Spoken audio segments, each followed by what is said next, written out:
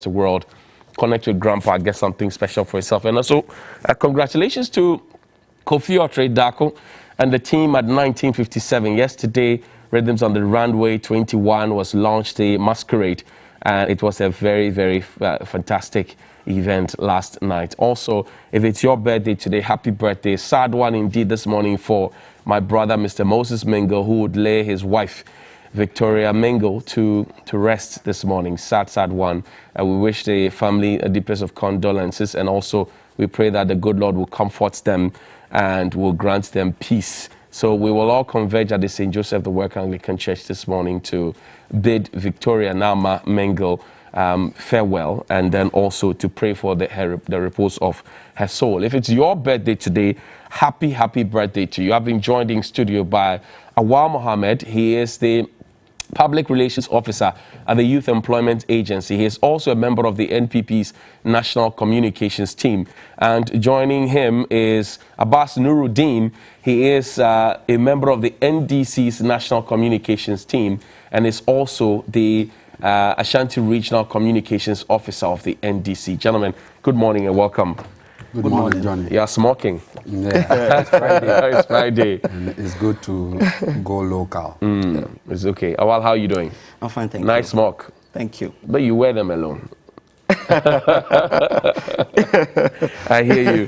Anyway, let's kickstart the conversation. Yesterday, the management of the Intercity STC said that the company is losing some 2.4 million cedis every single month following the closure of the borders. They say some of their fleet that would have to go across the borders, will have a difficulty there. We'll get to that particular story and discuss whether or not it's time to activate the borders at this point in time. But let's check out what's happening on the front page of the dailies this morning. And the daily guide is the very first one. It starts as off, says Nana opens 7 factories in 2 months. Also, KGL Foundation partners GFA Juvenile League. And Railway Authority in land grab. Veep charges African governments to ensure education access. Bawumia fets lepers on his birthday. The Daily Graphic, mining training heads north. Government commits to stringent regulation. And police addressing security in cocoa sector. Also, Saki is first female AMA boss. And more through support behind the LGBTQ plus bill. The guide, the crusading guide, weekend crusading guide, I should say, religious bodies threatening government over anti-gay bill, LGBTQ plus blues, and Cybersecurity Act demonstrate forward thinking and leadership. Also, Exim Bank Ghana pillar beyond 1D1F success, CVM convener. Works and Housing Minister inspects housing projects in Accra. The Informer newspaper is next. It says, sex warns Ghanaians against investing in weird capital markets. Gender minister sacked. Well, told her leave has been extended. We don't know about being sacked. Akufo-Addo promises to transform Ghana, and I'll help MPP break 8-year cycle. Public anger looms. Netiwo you can't shower argument worsens matters, and TOR investigate product losses. Are they product losses or products that got missing? The Ghanaian Observer, Ghana on the verge of bumper maize harvest, and Ghana Exim Bank commended for success of 1D1F program. Veep Bawumia celebrates 58th birthday with cured lepers. Government to regulate emerging mining industry in the northeast sector, according to the Lands Minister. The Ghanaian Times, 227,920 Ghanaians blind at the pre-launch of World Sight Day. It falls within the domain of Agenda Minister again. Partner for Ghana Burkina Faso Railway project to be selected by December. Mr. Amewu, I remember that in the early days of the Akufo-Addo's first term, said that we're going to have a rail line under Mr. Jogati from Takrady to Paga. Well, we're told that a partner for the Ghana Burkina Faso rail line will be selected by December. It's been 5 years. Anglo Afia Denigba robbery, 10 suspects so far grabbed. And first female MC for AMA in 125 years. Weekend today. One votes ahead of 2024 polls are votes not for homosexuals. The Church of Pentecost is threatening CSOs of state institutions. Samia Uku, Director General of the NLA, and also there are some fashion photos on the front page there. Well, thank you very much. I think that's about it for this morning. Let me begin this conversation. But first, take a look at what the General Manager for STC, Nana Kumia, had said about losses that the STC, the State Transport Corporation, is recording monthly. Generated by our Francophone operations. We have a big terminal in Abidjan, a big terminal in Cotonou, and a terminal in Lomé, a terminal in Burkina Faso, Agadougou. And those operations give us about 2.4 million cedis a month. Now, with the closure of the borders since March 2020, every month we lose 2.4 million cedis. So that has been a big handicap. Weighing us down like a millstone runner.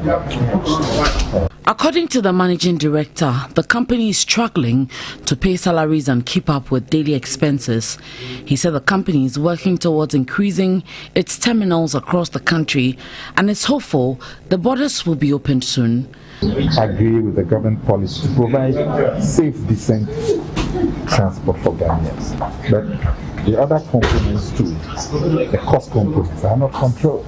If you look at my fuel bill at STC, in the last 3 years, the fuel bill has doubled. Well, yes.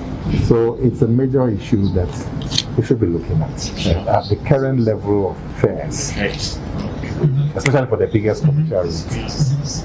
The company is poised to lead in the road passenger transport industry in Ghana and the ECOWAS sub-region. That's Naneke's report there. Nuruddin, let me start with you. So borders have been closed. We've been told that it is for our own safety to prevent the spread of COVID-19.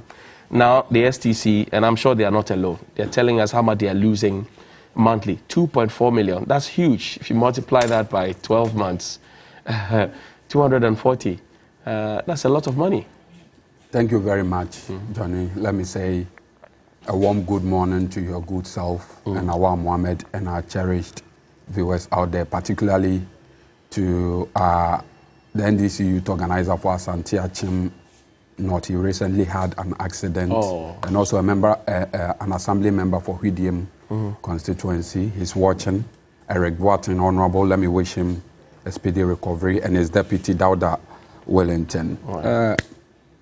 Johnny, the STC was one of the companies or industries that was established by Osajefo Dr. Kwame Nkrumah to render intercity services to the various regions of Ghana. But at some point, it nearly came on its knees as a result of the various years of military rule and mismanagement of the company itself. But under President Mahama, the STC was given a new lease of life by the change in the management structure and the procurement of new buses, new Scania buses, about 100 of them, to ensure that the STC is well resourced to compete favorably with other private transport companies like VIP. And before the NDC left power, the STC has been turned into a very viable, lucrative, state-owned enterprise, and it has become a living testimony that with the right kind of investment and the right kind of leadership, state industries can also be profitable. I think one particular personality who should be given commendation was Mr. Nyama Donko. Right. He turned the fortunes of STC around. I think when Nana Kumia took over from him, he acknowledged his exemplary leadership, and Nana Kumia also took over and did a fantastic New job. Coaches. And now a once thriving state industry is being brought to its knees as a result of government's, if you like, some in sensitive government policies. And this particular, the laws that STC is currently witnessing brings to sharp focus the wisdom of the government's decision to close our land borders. It's for our safety, we're told. Whilst our airports are open. Johnny, you and I know that the prevalence rates of COVID in Burkina Faso, in Cote d'Ivoire, and in Togo is almost non-existent.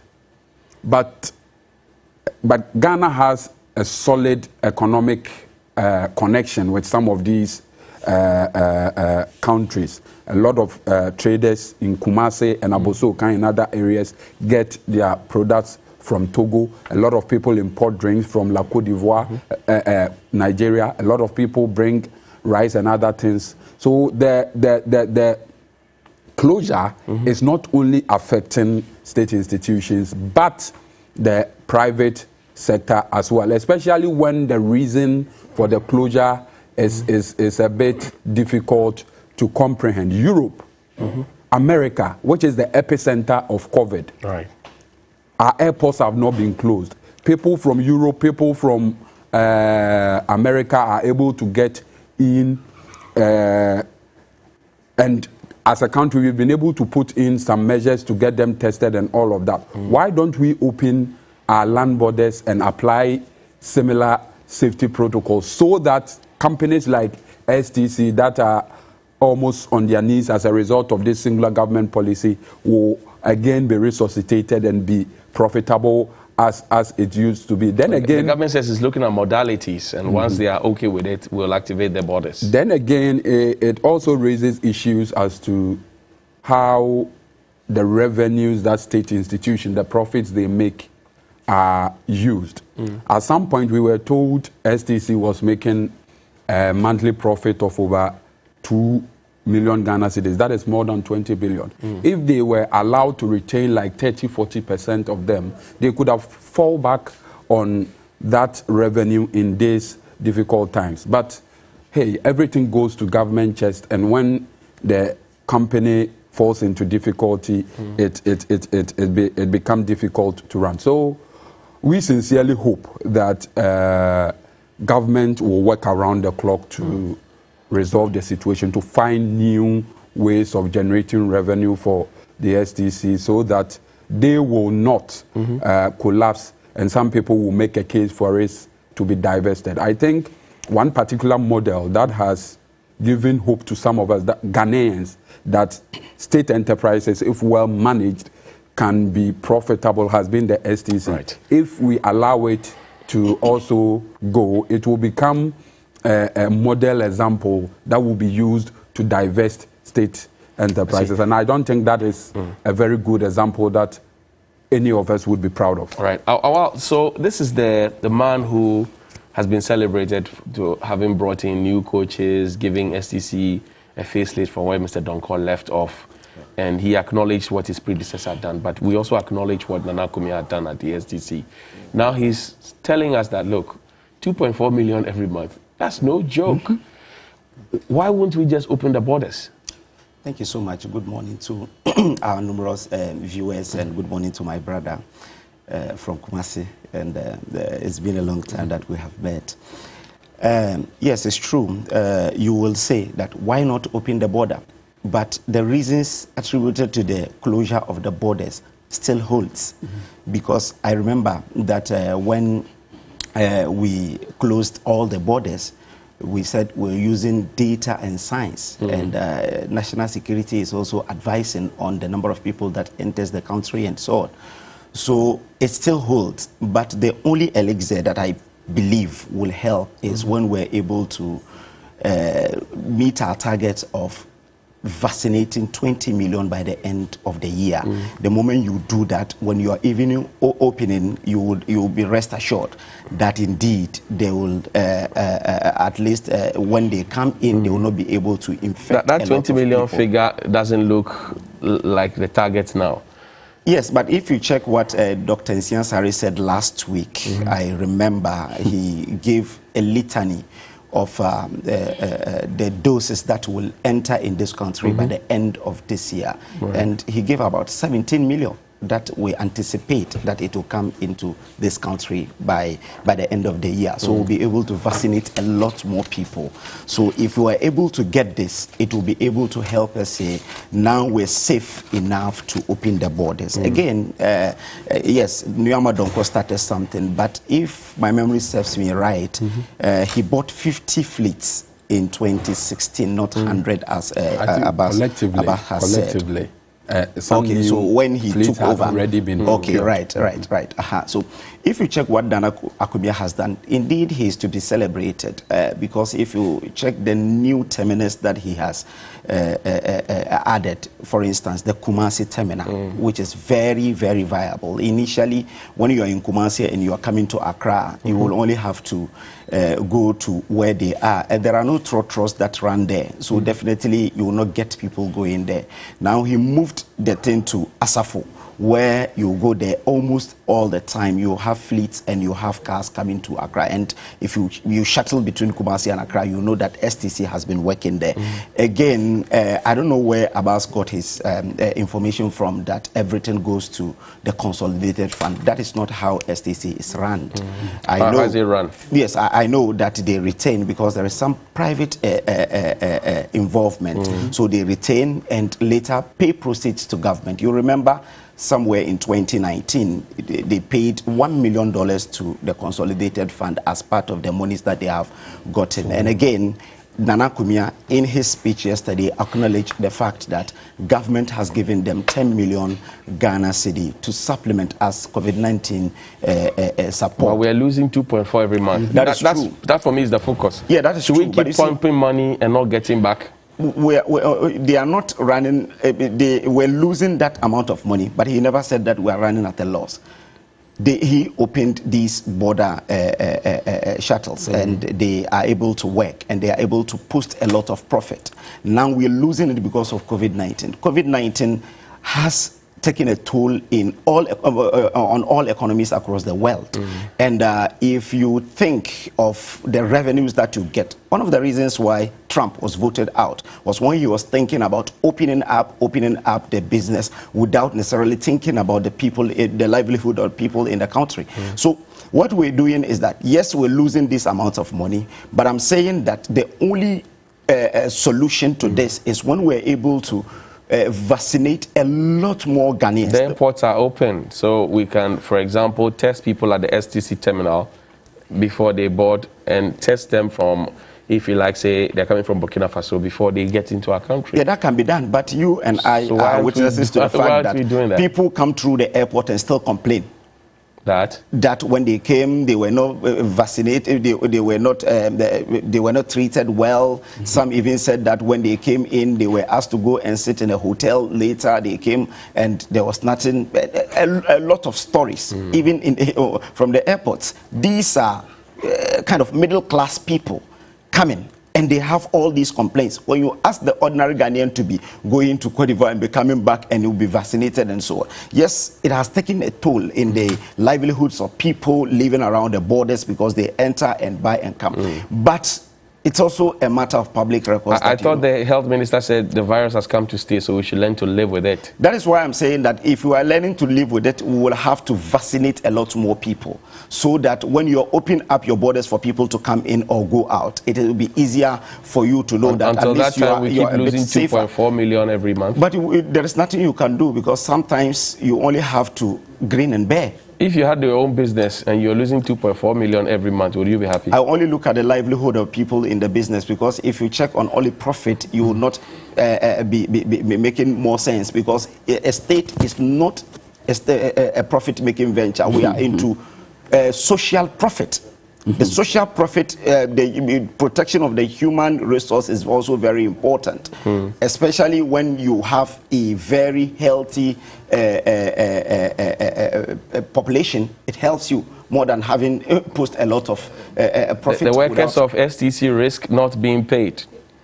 he never said that because he wouldn't say that. Per my checks, Can he never shoot said himself that. In the foot? He never said that they are running at a loss. I know you know Nana Kumia, who will speak his mind even if it doesn't go for the government. You know him, and if really he's posting a lot of losses, especially to the extent that they will not be able to even run, he will tell you. But he says so that for you, all is well at the STC. I didn't say that because. But what are you saying? What I'm saying is that all is not well. But until we're able to vaccinate a lot more people, we'll not be able to open up. And I'm saying that, see, like that. So Nana Kumia had done well, opened some other border terminals. We are losing 2.4 million every single month. Yeah, he's saying that he's now expanding within the country. Well, he expanded to the border countries. No doubt, but I'm saying we are losing 2.4 million every month. Yes. Per Nana Kumia's testimony. Yes. So this could affect workers' salary. Yes. This could affect other stuff that IGF could have helped to achieve. Yes. And I'm saying that, are we not worried that we could get him back to the situation before Mr. Donko and Nana Kumia got him? Yes, but we are in a pandemic. Are we? Are we not? Well. Is COVID-19 still not there? We're in a pandemic. And there are certain things, as I said, we only have to grin and bear because there is nothing you can do. You only have to look at a way around it. We can have a conversation around it and see what you're saying, that if we can still vaccinate people or check people's cards at the entry and when they are also leaving and so on. There are things that we can do. We can have a conversation around it. But for you to say, let's open our borders because we are losing such amount of money, you have not even checked the livelihood of people around. Okay. And it's also affected. I remember that a lot of people had even to demonstrate and say that they want the borders opened so that they are able to go and trade and come back. All these are happening, and you know that it's because of COVID-19. Government will not just, because at least these resources, in 2019, he paid $1 million to the state. And we're all happy. Okay. So we'll be happy that next time you also pay another 5 million or 10 million. The simple question that comes to me is that if you go to the STC terminal or any other bus terminal, you are asked to make your queue and socially distance. Yes. You're asked to wash your hands and wear your mask. When you get onto the bus, there's no social distancing. In an air-conditioned space, which the data and science has told us that in an air-conditioned and closed space like that, the virus spreads quickly. So what is the argument? On one breath, we are saying we can't open the borders because we are in a pandemic. Yes. And then the second thing, we are cramming our people into a small bus, same space, no social distancing, and we still say we are in a pandemic. I don't know which bus does not have that social distancing. Initially, have you traveled? We do it as and when we feel necessary. So I'm talking about now. I'm saying that when they reviewed it, they felt that now we'll be able to do that. You are making the argument. Yes. You are making the argument that we are in a pandemic. Dragging the issue. And then the fact that we cannot activate the borders and you raise all those data and science issues. Yes. I'm saying that in the bus, before you board the bus, you socially distance, you wash your hands, you everything else. But you see, in the borders, it's not about social distance. When you get onto the bus, yes, you sit together. In fact, we do know that people come in and out every day anyway. At the borders, it is not a matter of social distance. Okay. At the borders, it's a matter of entry. Okay. People entering into this country, and we suspect that they may have COVID-19. But people enter anyway. People enter through the airport. Yes, they enter through the airport because that is regulated. I hear you.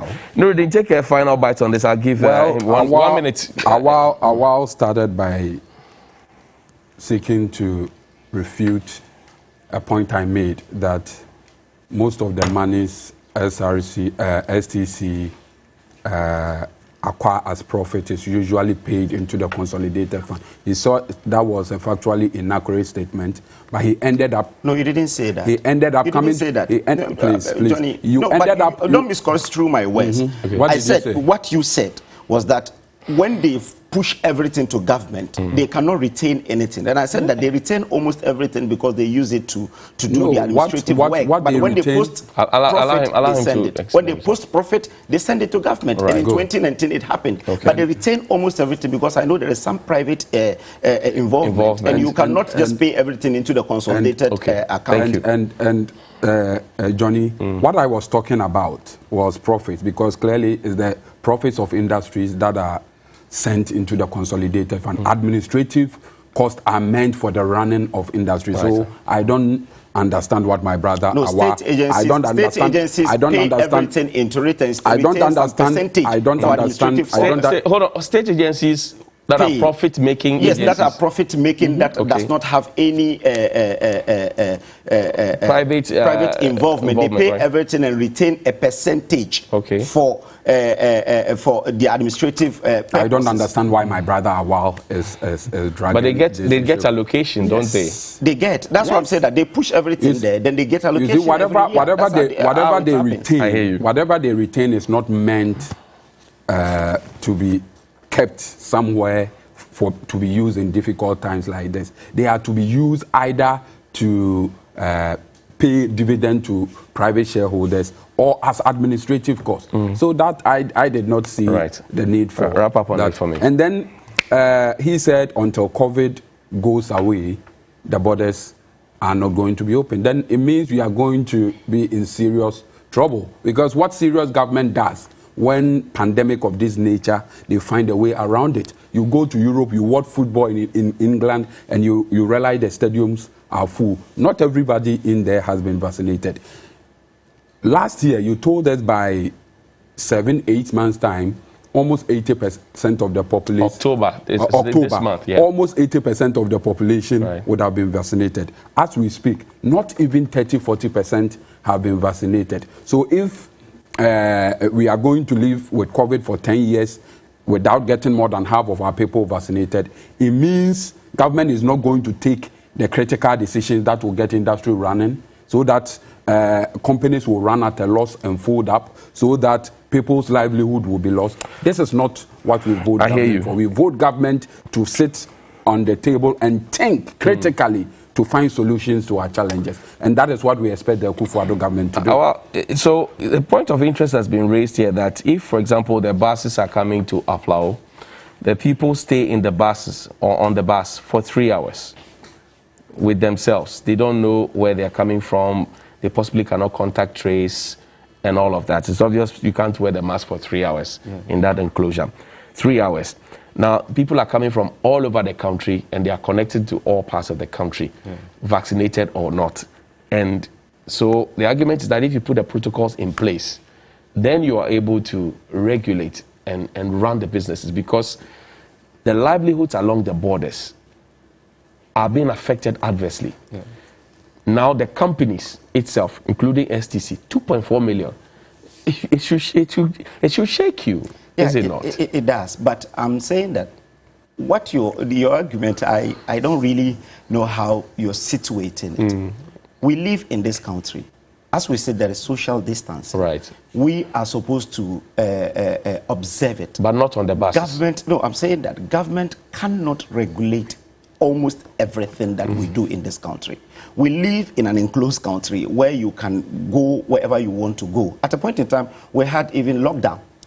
Now we eased it. Lockdown was just in 3 places. Yes, but I'm saying that Accra, Kumasi, Tema, and Kaswa. Exactly. Yes. But at a point in time, we have to ease all these things. And at a point in time, even the buses, they were not taken to full capacity. But now they are. They are, because we felt that some people are also losing out, especially the bus owners. They are losing out. So all these, but if you open the borders, there are people who are, foreigners will come in.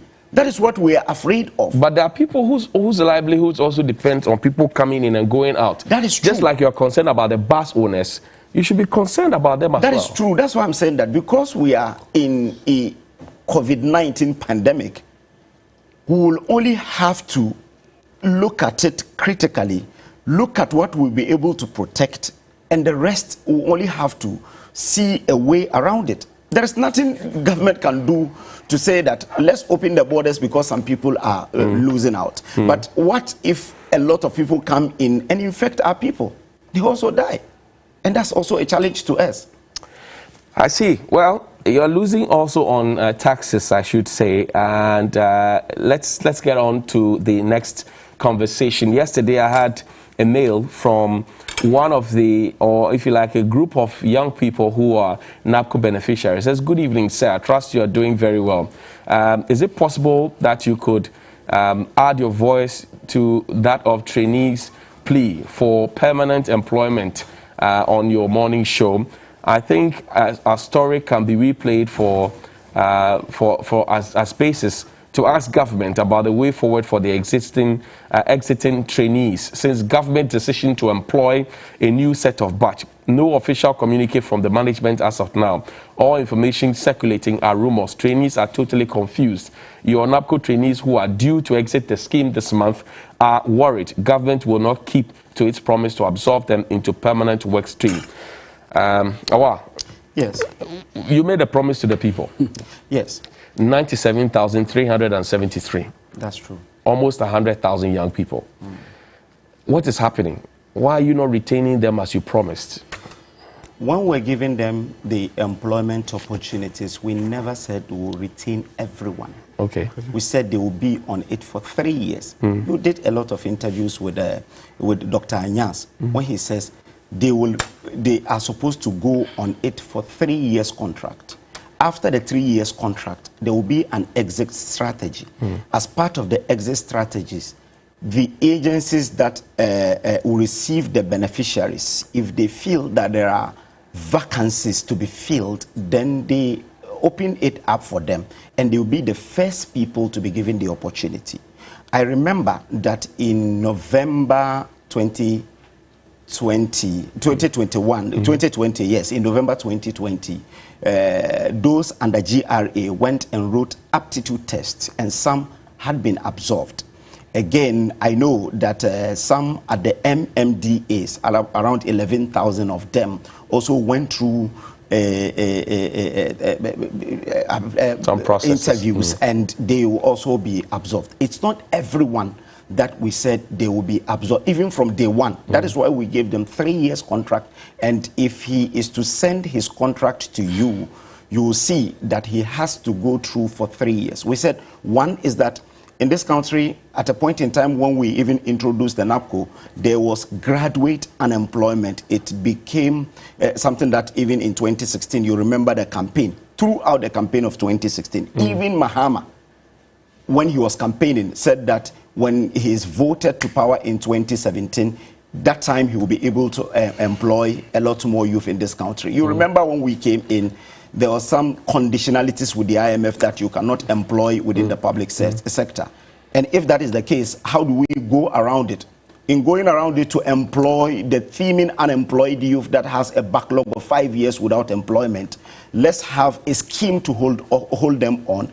At least if the person works with GRA for 3 years, he has 3 years experience with GRA. That will propel him to go anywhere to work with an experience, because in this country, even at Media General, I know that before you even employ people, you look out for their work experience. But if you have given people 3 years work experience, why won't you retain them? That is when the agency is able to retain. Because the argument is that you say you cannot retain all of them, but you are bringing in a new set of employees, and you are keeping them. I don't know where they are, where the particular institution that they are saying they are bringing new set of employees whilst they exist. Because I remember when GRA opened up, they said it is only strictly NABCO beneficiaries.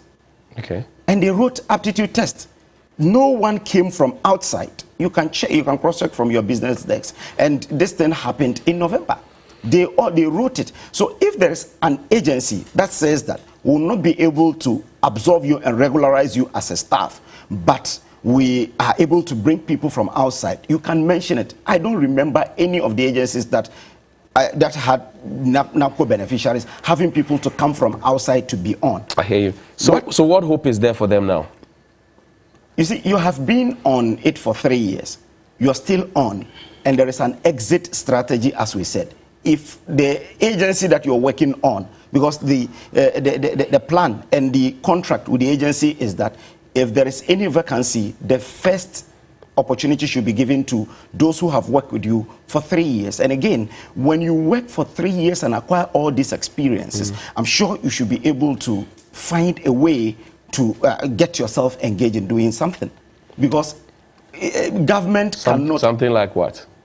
Depending on what the person will want to do. Because I remember at Youth Employment Agency, it started in 2006 when we said, let's engage them for 2 years. After 2 years, the person can move on. And we've been doing this over the years, and a lot of them have moved on. And some they are moved on to what? Some are in school, some are in police, some are in nursing institutions, some are even retained as casual workers in the hospitals and so on. So I know that a lot of them will be employed, because I saw a circular that says that by the end of October, a lot of the do you have the numbers now, the numbers that have been retained presently? Do you have the benefit of the numbers? Honestly, if you had told me we would discuss this before even... by Youth Employment Agency? No, we work separately. Okay. The NAPCO office is under the office of the Vice President, okay, and the Youth Employment Agency is under the office of the... is under the Ministry of Employment and Labour Relations. Right. If you had told me before, okay, I'm sure you get messages, so you can find. Yeah, I'll speak fetch that data for me. Yes, I'll try and get it. Let me engage Nuruddin. You can fetch that data for me. I'll be happy to learn what the figures are. Abbas, so the NAPCO beneficiaries are expressing fear. They say this month it ends and they don't know where to look. It's more like they're between the rock and a hard place. What do you say? Johnny, I think one thing that has been a major feature of this Akufo-Addo Bawumia MPP government has been the shameful levels of inconsistency by their major spokespersons on on some of their flagship policies. Johnny, in Awal's submission, he said the MPP never said they were going to give permanent jobs to all NAPCO personnel. That's right. You said all. On their appointment, when they were appointed. Why do you keep... Why do you say that? You said that. Why do you keep shifting the goalposts? I said in their contract. Allow. He said if you go, contract. If you go online, we're going to go to retain all of them. Wontumi online.com. Okay. The last time I checked, Wontumi is a pro-government network. He said in an interview, I'm quoting the relevant portion, in an interview with the Deputy Finance Minister on Wontumi TV, the Deputy Finance Minister stated that NAPCO trainees will be made permanent soon as part of government drive to create permanent employment for over 100,000 NAPCO. This is Mr. Edubuahin speaking. So Mr. Edubuahin, who is the Deputy Finance Minister, is telling the whole Ghana that all the 100,000 people will be gotten permanent jobs after the end of their 3 years. Here you are, Awal Mohammed, telling us government did not say that. So between you and Mr. Edubuahin, whose word should we take? This level of inconsistency, this level of outright lies is very sickening, and it indicates a certain lack of respect for the Ghanaian populace. Then again, Awal said during the time that we enrolled on an IMF program, there were conditionalities, but what he failed to tell is that there were other areas, other essential services where government was allowed to recruit. During the time that the IMF program was in vogue, we employed about 101,000 teachers, 73,000 nurses, and public sector workers who went on retirement were replaced. So if you want to talk about the facts as it pertained during the IMF period, you have to be as factual and precise as possible. So there was, there was not a freeze on No, there was not a total freeze. But there was a freeze. There was a freeze in some department, but there was not a total freeze as the MPP want to have us believe. And during the period that we engaged in that IMF program, about 200,000 people were employed, mainly teachers and nurses. You see, Johnny, one issue that has the potential to threaten our stability and peace as a country is youth unemployment. And if you look at the statistics from the population, the just ended population and housing census, almost more than 50% of our population are youthful. And one thing that is associated with countries with youthful population is the high demand for employment. So as a country, I think we need a bipartisan objective youth employment policy that will transcend the tenure of various political parties.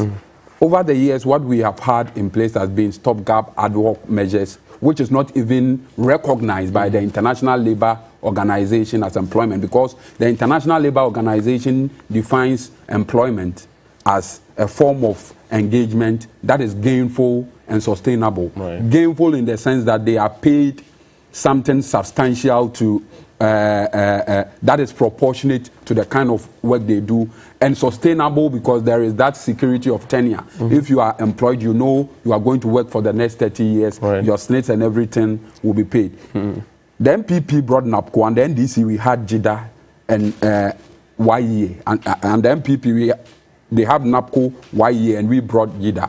All these admittedly are stopgap measures. Okay. I think as a country we need to have a youth employment policy that will absorb the teeming youth of this country. And are we done? Let me. I think I spent most of my time. I quickly want to come in here and talk about the fact that national service has ended for one stream, and another stream is coming on board. I've read the national security strategy that talks about a youth bulge and unemployment, which means that the government is aware of the numbers. We saw what happened at the various recruitment centers for even the YES event. We saw for the military, we've seen for police and all of that. Now, the numbers are growing by the years. Year on year, the numbers are coming up. And we seem to be sitting pretty. That is a national security concern. It's because of the lack of candor and sincerity on the part of key political actors, like we are witnessing on your platform this morning. You see, when the MPP came to power, the then senior minister in a public engagement said the public sector is choked. I lie? I lie? Mr. Osafo-Maafo. Then the president later came to tell us that he was going to push 100,000 of NAPCO personnel into the public sector. These clear contradiction in the commentaries of the president and the senior minister indicated a certain lack of commitment to tackle the problem of youth employment head on. And as we have realized today, it has turned out to be one of the highfalutin, bombastic political rhetorics that President Akufo-Addo is known with, just throwing around words without any meaning. How do we cure it? I think we all know the solutions, and it has been said over and over. I don't know whether it will have any meaning if we say it now. You and I know that the public sector has reached its limit. We have about 800,000 people on our payroll now, and everywhere you see a robust economy, you realize the private sector is the engine of growth. So what government does is to create the enabling environment for the private sector to thrive. And you create this enabling environment by putting in place certain incentives like cheap access to credit. Ghana, we have a competitive advantage in the area of agriculture. Why is agriculture not lucrative to the youth? It is because government has not made it a cautious effort to provide access to cheap credit, tax waivers on machinery, to guarantee a certain minimum price for the produce that are usually bought, to ensure that people who go into agriculture do not run at a loss. And I think one area that President Mahama did quite well was in the area of supporting the private sector to be able to absorb more. A typical example is the rolling out of over 30 billion to the pharmaceutical industries to produce antiretroviral in this country. Thank you. Thank you, Abbas. Like $10 million to the poultry industry, and also came with a deliberate policy that nobody will be allowed to import poultry products unless he buys 40% from the local market. I hear you. Thank you very much. You have spoken enough. So yes. Did you get the figures? So I got for the PRO for NAPCO, and this is what he has sent me. 3 exit schemes are available for the trainees. Okay. Entrepreneurship, further learning, and permanency. All right. The trainees were asked to choose from these 3 options. They did so. We are in the process of exiting them on the exit schemes they chose. Okay. Then he said, currently we have about 60,000 on the scheme.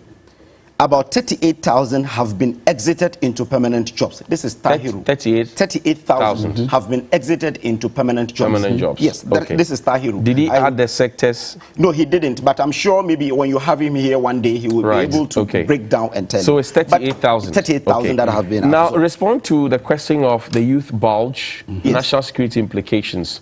NSS guys are finished now with their service to the nation. They are looking for jobs, either in the private sector or public sector. The NAPCO guys who are left, the 38,000 now, you have told me. So now we have more than 60,000 looking for jobs. Yes. No, that will be exited into the schemes, like entrepreneurship. Okay, well, and the permanency. That is, the permanency is 38,000, and entrepreneurship will. I'm putting my figures together. Yes. Plus the backlog of teachers. Yes. Who have written their licensure, completed school, done their national service, but do not have work to do. Nurses, add the figures. So, what do we do with them? You are a youth employment agency PR. Before I get there, Abbas Nuruddin sat here to lie through his teeth and say that they employed 73,000 nurses. The 2015, the extended credit facility started in 2014. The 2015 nurses were employed. 2015, 2016, 2017 nurses were employed in April 2017. These are matters of public records. In 2017, they came here at TV3 to demonstrate that they completed school in 2015, and they were not employed. It was in 2017 April that we employed the 2015 batch. So how many of them even exit nursing training colleges in a year? That you're saying that you employ 73,000. This is a palpable lie. Again, he said teachers 100,000. For where? You even employ teachers that you pay them, they are not even paid lump sum. They get three months. And for 2 years they are not paid. We came and paid all the arrears and so on. I hear you. On this, when you check Daily Guide today, you see that when the president went round, the president within the last 2 months has inaugurated 7 factories.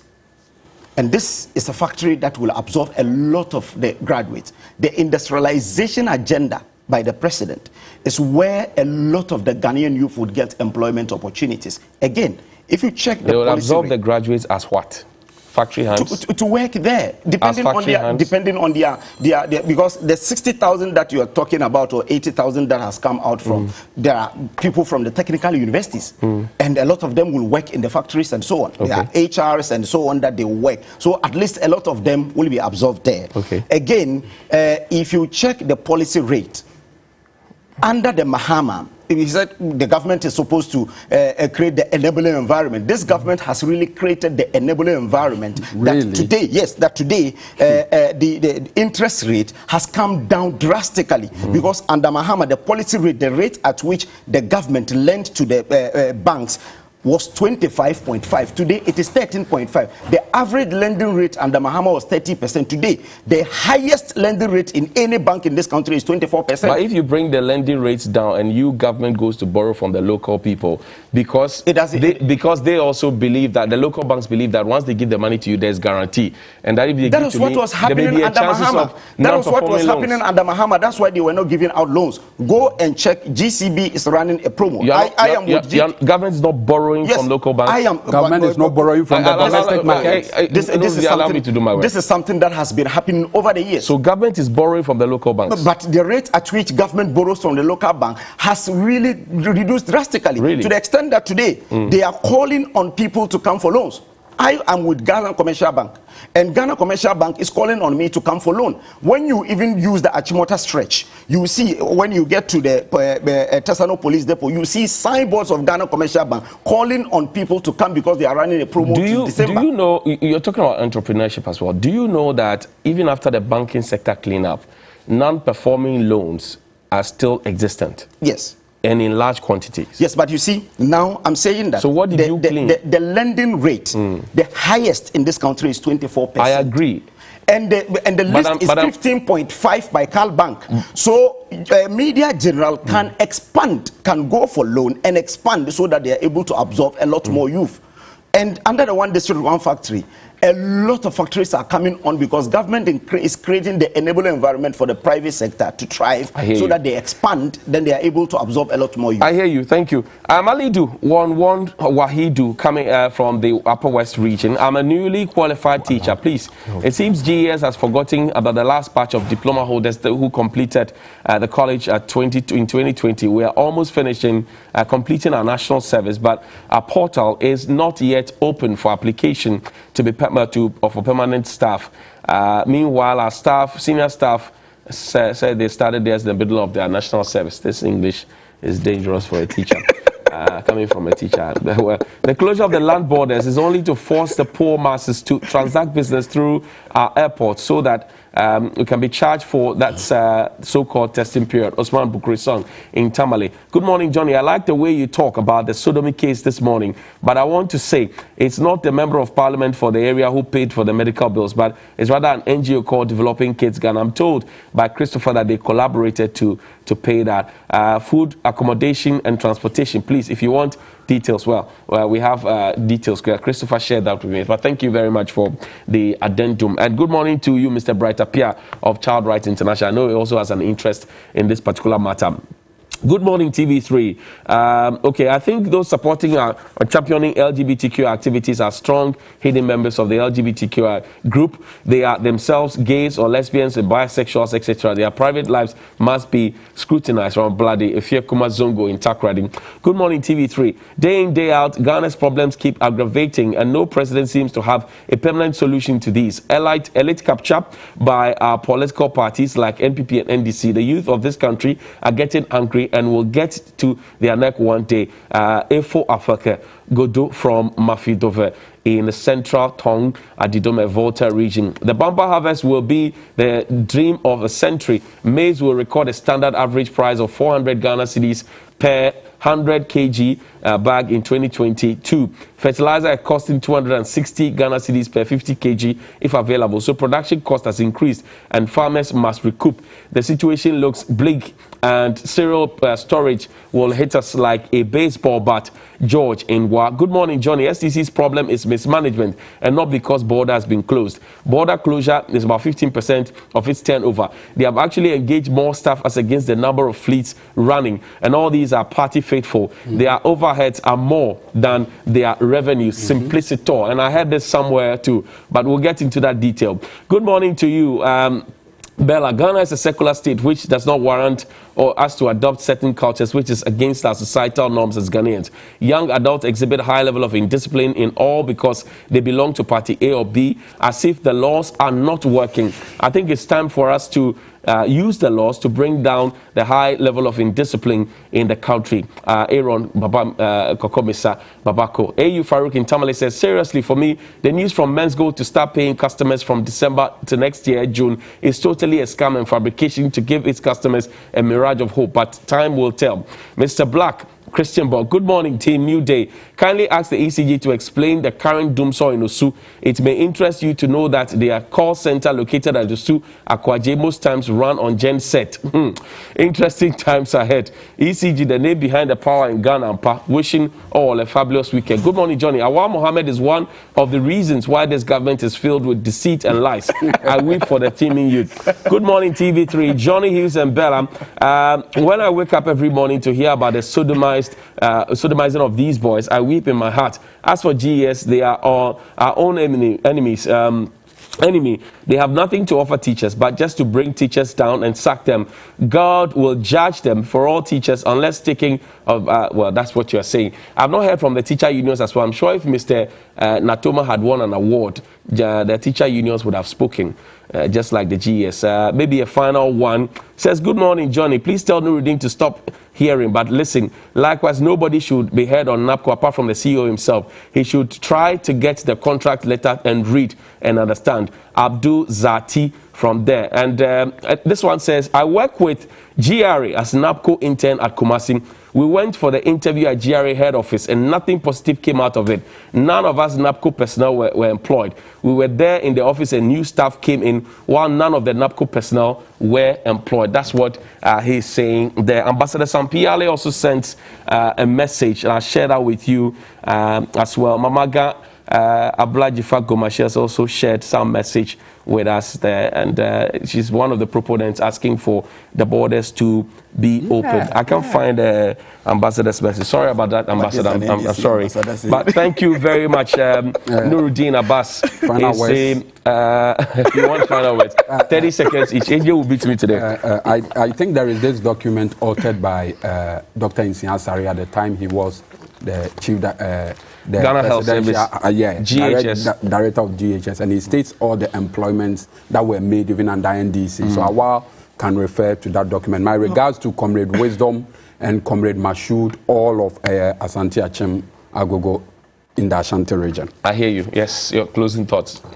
Dr. Nsiasari never said that in 2015 you employed anyone because they had to go and pick it. I'm saying that the extended credit facility started in 2014. In 2015, you did not employ the nurses. In 2016, you didn't employ them. It was April 2017 that we employed 11,000 of them. So how come this there are figures? matter of public records? Okay. These are the figures. Thank you. Since you have decided not to agree, I'm grateful. John says STC cannot pay its staff. Simple.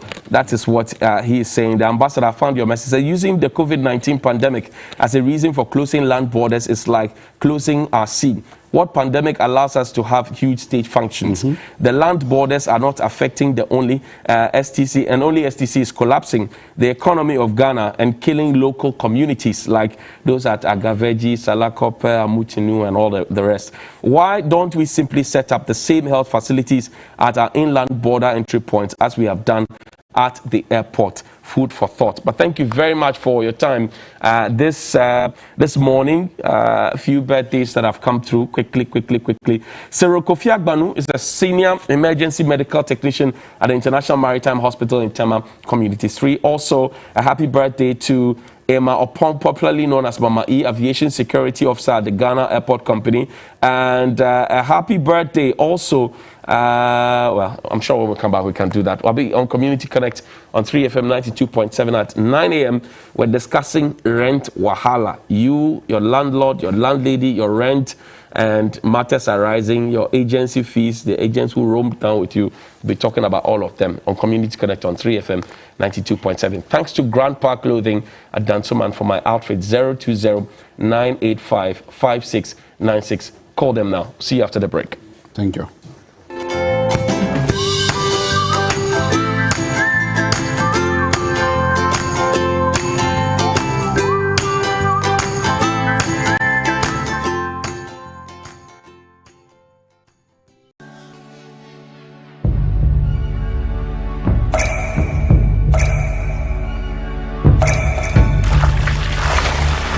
Water gives life.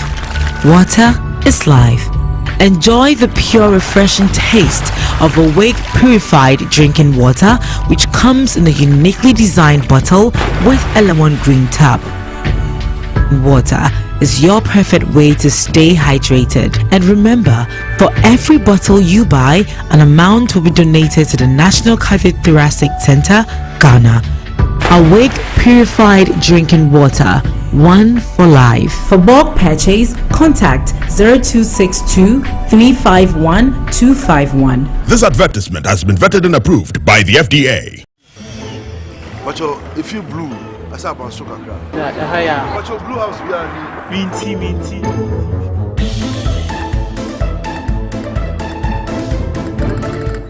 Yachisa, you who are damn blue biao. Not dear cross him. I want you back where your food now. Yeah, me and my baby found. I don't feel no cemetery. Where blue was blue color and upper I white. Where they say for you are you? No, sir, I'm a book. I'm a painty fee now. What painted that way? Oh, no, Sufaka down for paint. I'm out of fear than a chameleon house. It's a new color every season. And nothing I Ghana for. ahwe Ghana for ho aye Ghana for paint Agatex paint paint papa say you blue kakra bi na wo here no Ghana ye come on the boss so cost